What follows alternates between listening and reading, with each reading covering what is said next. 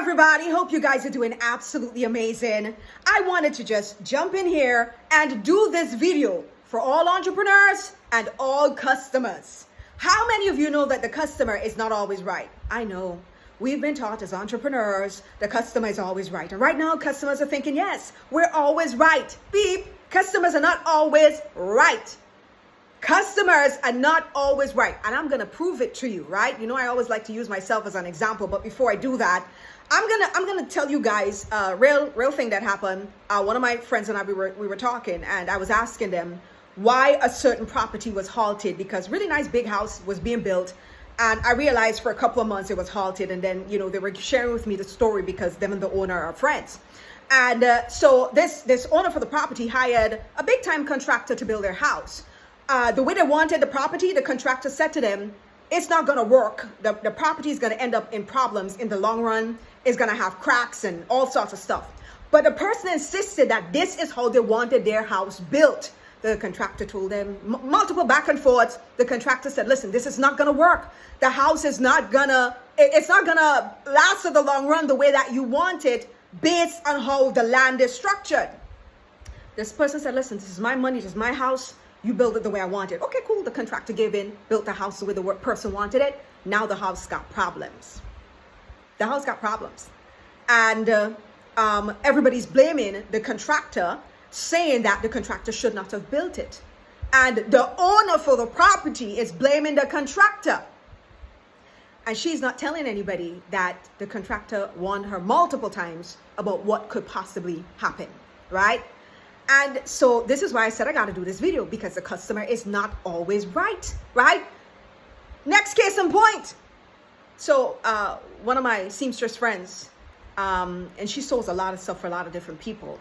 And she was sharing with me that certain things she doesn't do anymore because people would blame her for it. So she would say to them, well, listen, if you put the top like this, it's going to make certain parts of your body look this and that. And she would talk to them about it.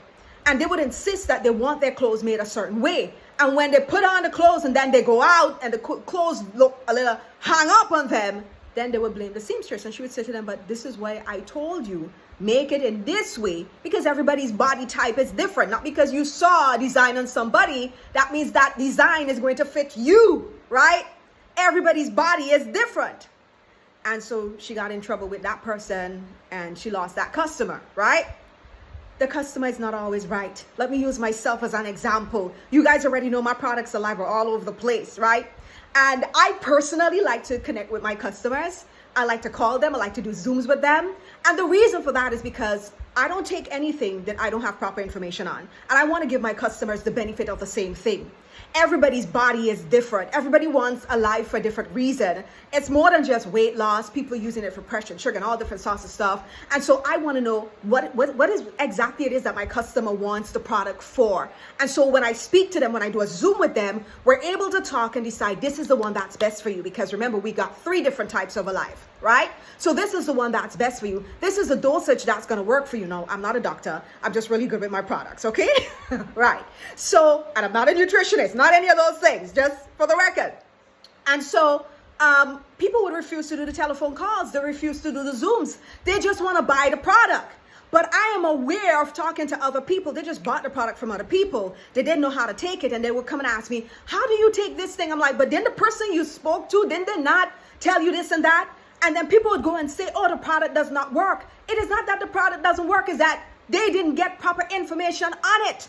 I have refused to sell people my product and do business with people because they refuse to get proper information about the product, because those same people are going to go and say, oh, the product doesn't work. Oh, the product didn't do what it said it does. It's not that. It's that, one, you probably didn't get the right one.